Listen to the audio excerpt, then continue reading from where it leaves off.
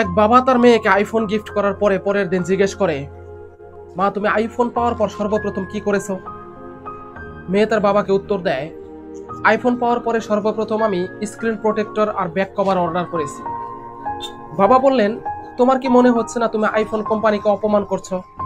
তখন মেয়ে বলে, না, কারণ এই আইফোনটা আমি কিনে নিয়েছি, এটা এখন আমার, এটা রক্ষণাবেক্ষণের দায়িত্বও আমার। বাবা মেয়েকে আবার বলে, আচ্ছা তোমার কি মনে হচ্ছে না ব্যাক কভার ইউজ করার কারণে তোমার ফোনটার সৌন্দর্য নষ্ট হয়ে যাবে? তখন মেয়ে তার বাবাকে বলে, না, বরং আইফোনের সৌন্দর্যটা যেন সবসময় ঠিক থাকে এবং সৌন্দর্যটা যেন নষ্ট না হয়, এর জন্যই আমি ব্যাক কভার ইউজ করব। তখন বাবা তার মেয়ের দিকে স্নেহের দৃষ্টিতে তাকিয়ে বলে, মা, তুমি আমার এই ঘরের আলো, আমার বংশের প্রদীপ আর আমার জাতির সম্মান। এই আইফোনের চেয়ে তোমার ওই দেহের মূল্য অনেক বেশি।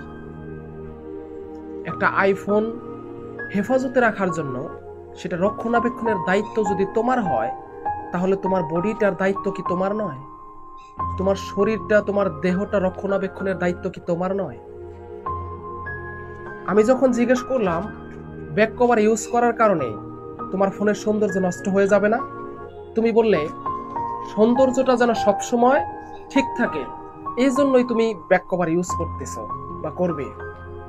তাহলে তোমার দেহের সৌন্দর্যটা ঠিক রাখার জন্য তোমার কি শরীরে কভার ইউজ করা উচিত নয়?